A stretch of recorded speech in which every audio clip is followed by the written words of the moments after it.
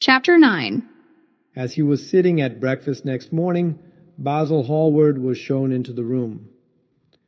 "I am so glad I have found you, Dorian," he said gravely. "I called last night, and they told me you were at the opera. Of course, I knew that was impossible, but I wish you had left word where you had really gone to. I passed a dreadful evening, half afraid that one tragedy might be followed by another. I think you might have telegraphed for me when you heard of it first. I read of it quite by chance in a late edition of the Globe that I picked up at the club. I came here at once and was miserable at not finding you. I can't tell you how heartbroken I am about the whole thing. I know what you must suffer. But where were you? Did you go down and see the girl's mother? For a moment I thought of following you there. They gave the address in the paper. Somewhere in the Euston Road, isn't it? But I was afraid of intruding upon a sorrow that I could not lighten. Poor woman! What a state she must be in! And her only child, too. What did she say about it all?" "My dear Basil, how do I know?" murmured Dorian Gray, sipping some pale yellow wine from a delicate gold-beaded bubble of Venetian glass and looking dreadfully bored. "I was at the opera. You should have come on there. I met Lady Gwendolen, Harry's sister, for the first time. We were in her box. She is perfectly charming, and Patty sang divinely. Don't talk about horrid subjects. If one doesn't talk about a thing, it has never happened. It is simply expression, as Harry says, that gives reality to things. I may mention that she was not the woman's only child. There is a son, a charming fellow, I believe, but he is not on the stage. He is a sailor or something. And now, tell me about yourself and what you are painting." "You went to the opera," said Hallward, speaking very slowly and with a strained touch of pain in his voice. "You went to the opera while Sybil Vane was lying dead in some sordid lodging? You can talk to me of other women being charming and of Patty singing divinely before the girl you loved has even the quiet of a grave to sleep in? Why, man, there are horrors in store for that little white body of hers."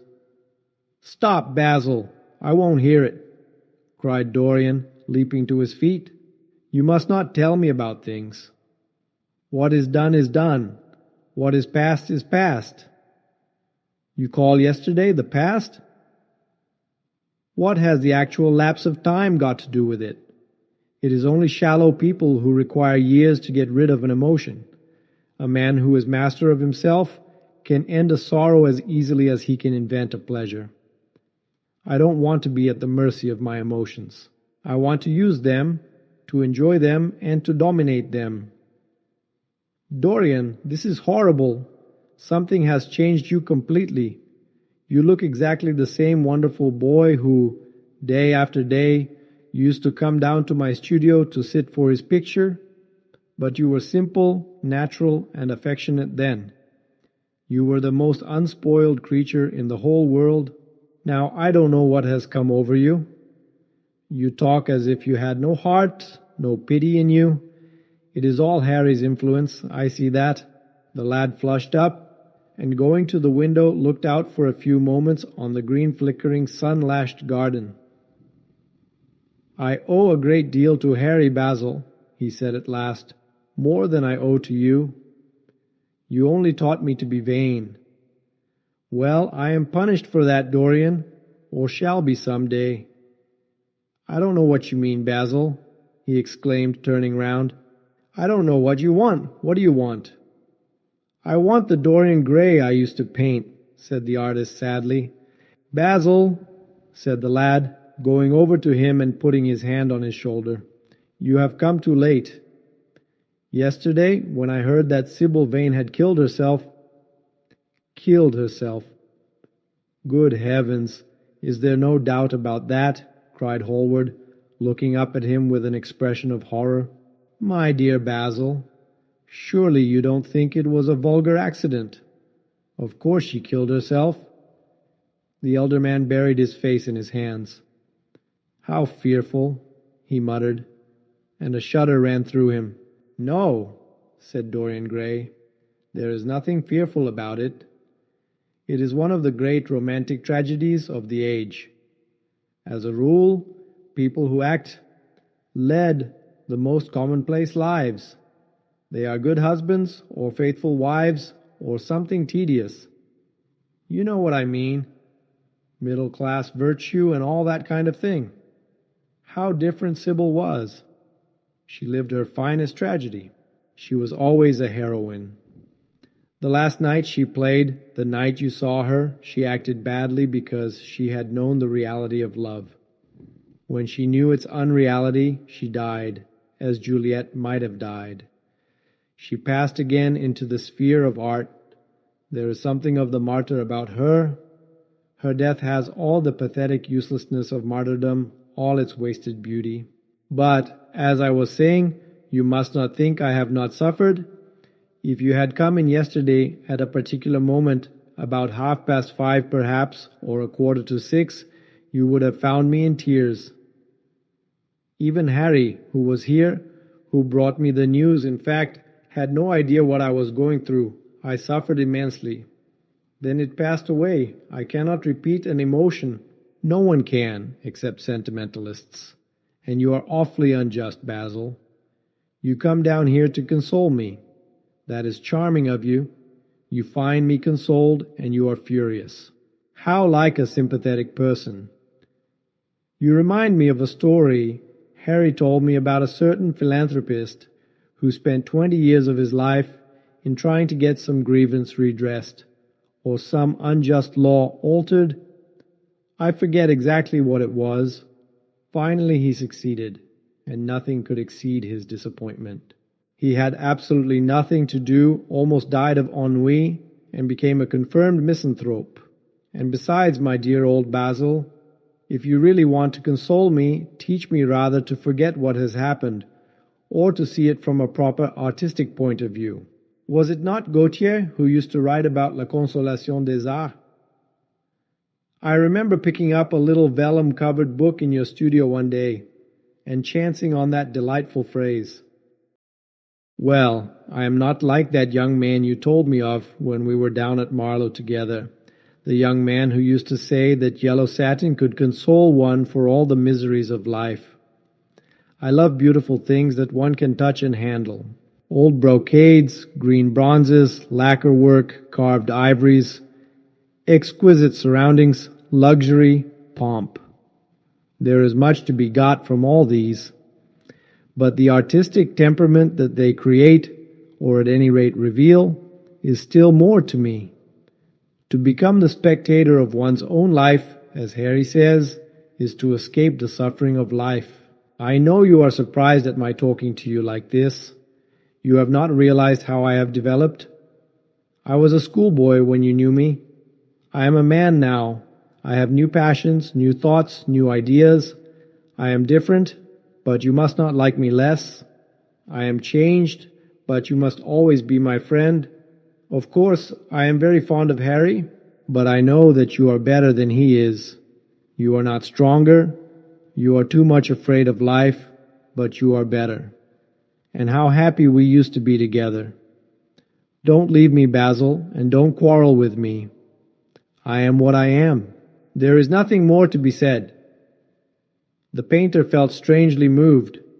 The lad was infinitely dear to him, and his personality had been the great turning point in his art. He could not bear the idea of reproaching him any more. After all, his indifference was probably merely a mood that would pass away. There was so much in him that was good, so much in him that was noble. Well, Dorian, he said at length with a sad smile, I won't speak to you again about this horrible thing after today. I only trust your name won't be mentioned in connection with it. The inquest is to take place this afternoon. Have they summoned you? Dorian shook his head, and a look of annoyance passed over his face at the mention of the word inquest. There was something so crude and vulgar about everything of the kind. They don't know my name, he answered. But surely she did. Only my Christian name. and that I am quite sure she never mentioned to anyone. She told me once that they were all rather curious to learn who I was, and that she invariably told them my name was Prince Charming. It was pretty of her. You must do me a drawing of Sybil, Basil. I should like to have something more of her than the memory of a few kisses and some broken pathetic words. I will try and do something, Dorian, if it would please you. But you must come and sit to me yourself again. I can't get on without you. I can never sit to you again, Basil. It is impossible, he exclaimed, starting back. The painter stared at him. My dear boy, what nonsense, he cried. Do you mean to say you don't like what I did of you? Where is it? Why have you pulled the screen in front of it? Let me look at it. It is the best thing I have ever done. Do take the screen away, Dorian. It is simply disgraceful of your servant hiding my work like that. I felt the room look different as I came in. My servant has nothing to do with it, Basil. You don't imagine I let him arrange my room for me? He settles my flowers for me sometimes, that is all. No, I did it myself. The light was too strong on the portrait. Too strong? Surely not, my dear fellow. It is an admirable place for it. Let me see it. And Hallward walked towards the corner of the room. A cry of terror broke from Dorian Gray's lips, and he rushed between the painter and the screen.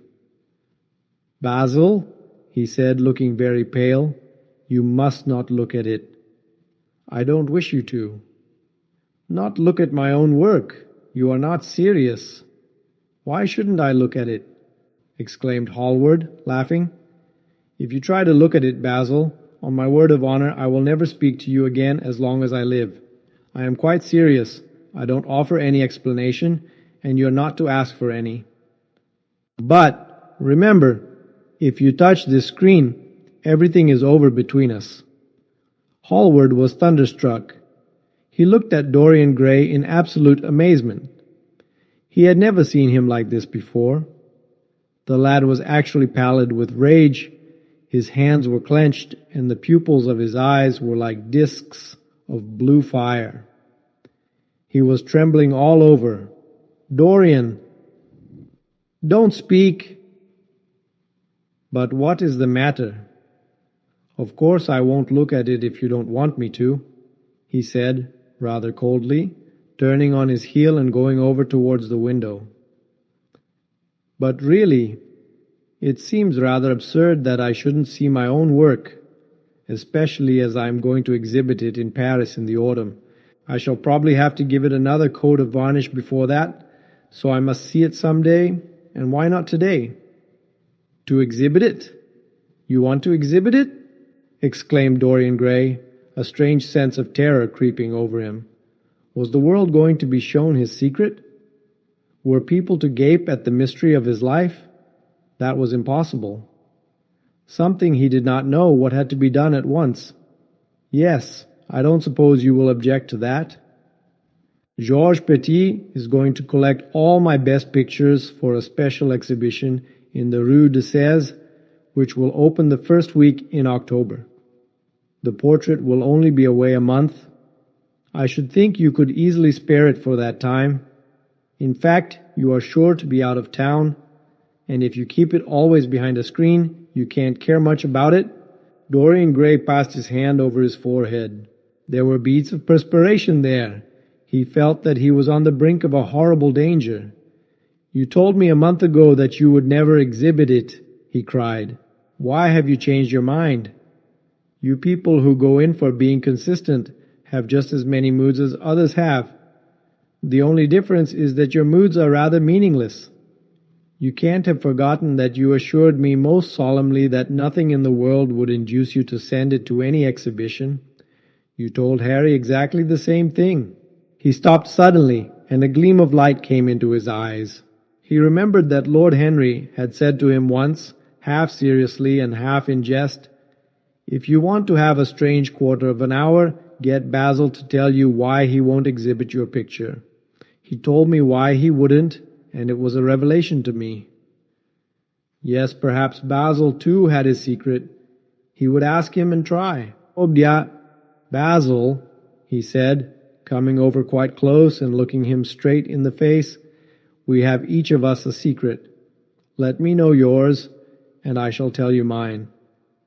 What was your reason for refusing to exhibit my picture?"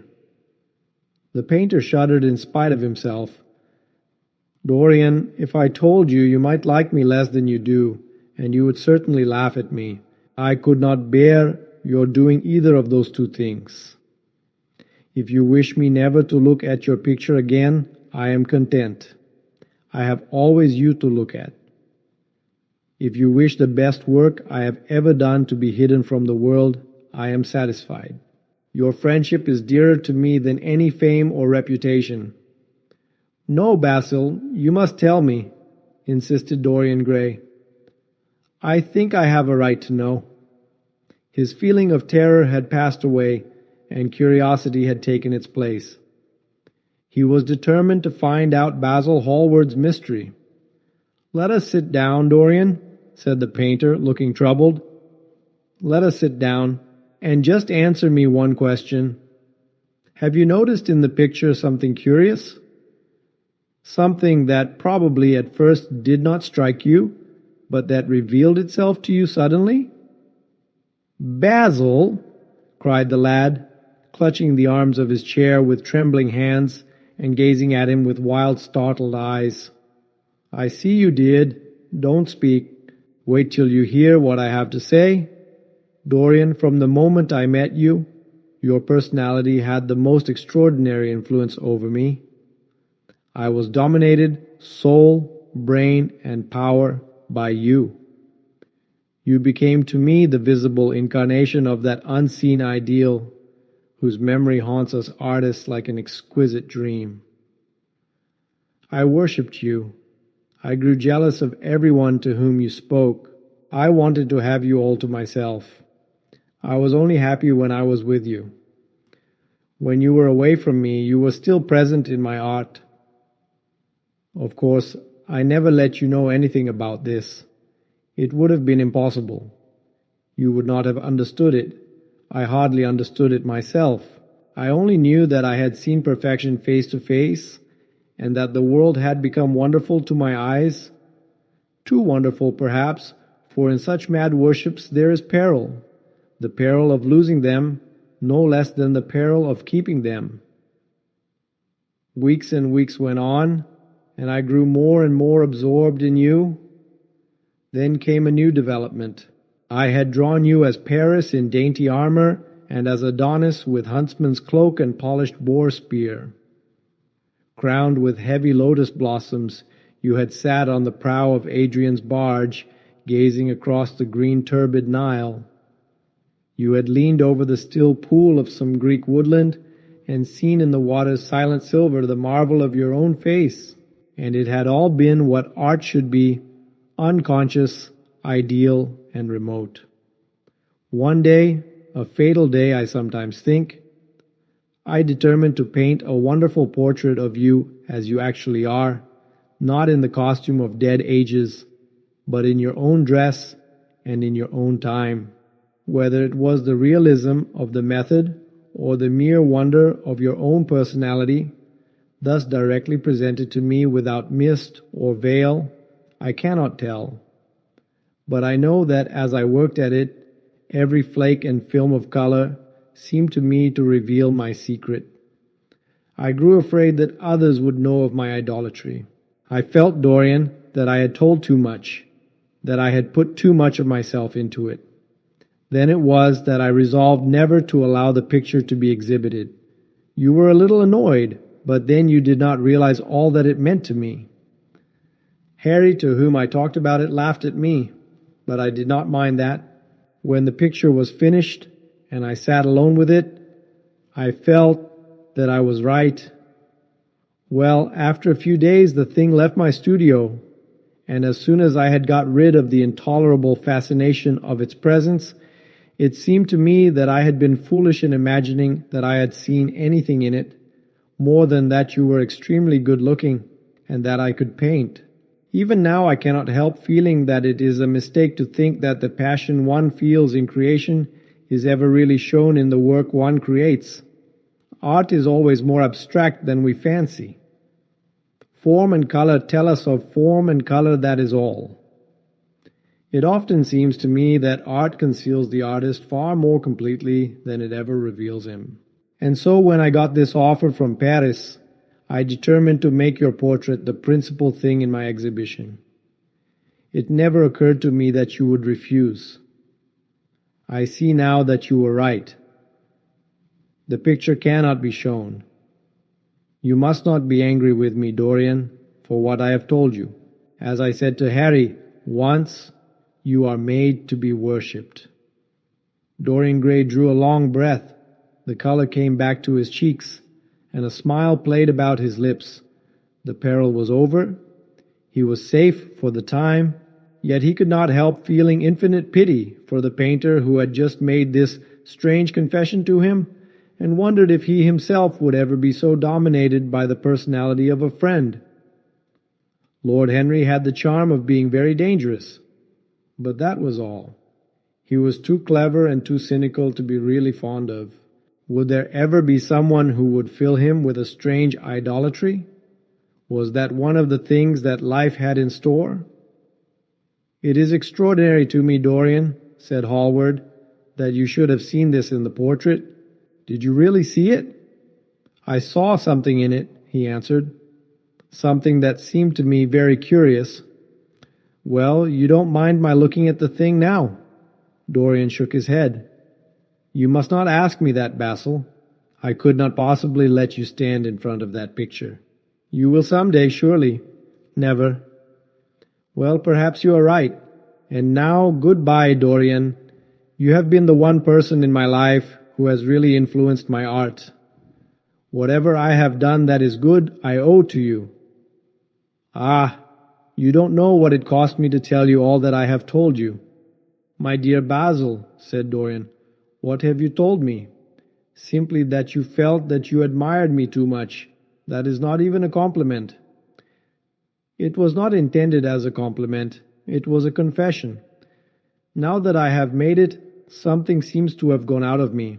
Perhaps one should never put one's worship into words. It was a very disappointing confession. Why, what did you expect, Dorian? You didn't see anything else in the picture, did you? There was nothing else to see? No, there was nothing else to see. Why do you ask? But you mustn't talk about worship. It is foolish. You and I are friends, Basil, and we must always remain so. You have got Harry, said the painter sadly. Oh, Harry, cried the lad with a ripple of laughter. Harry spends his days in saying what is incredible and his evenings in doing what is improbable, just the sort of life I would like to lead. But still, I don't think I would go to Harry if I were in trouble. I would sooner go to you, Basil. You will sit to me again? Impossible. You spoil my life as an artist by refusing, Dorian. No man comes across two ideal things. Few come across one. I can't explain it to you, Basil, but I must never sit to you again. There is something fatal about a portrait. It has a life of its own. I will come and have tea with you. That will be just as pleasant. Pleasanter for you, I am afraid, murmured Hallward regretfully. And now goodbye. I am sorry you won't let me look at the picture once again. But that can't be helped. I quite understand what you feel about it. As he left the room, Dorian Gray smiled to himself. Poor Basil! How little he knew of the true reason. And how strange it was that, instead of having been forced to reveal his own secret, he had succeeded, almost by chance, in wresting a secret from his friend. How much that strange confession explained to him. The painter's absurd fits of jealousy, his wild devotion, his extravagant panegyrics, his curious reticences. He understood them all now, and he felt sorry. There seemed to him to be something tragic in a friendship so colored by romance. He sighed and touched the bell. The portrait must be hidden away at all costs. He could not run such a risk of discovery again. It had been mad of him to have allowed the thing to remain, even for an hour, in a room to which any of his friends had access.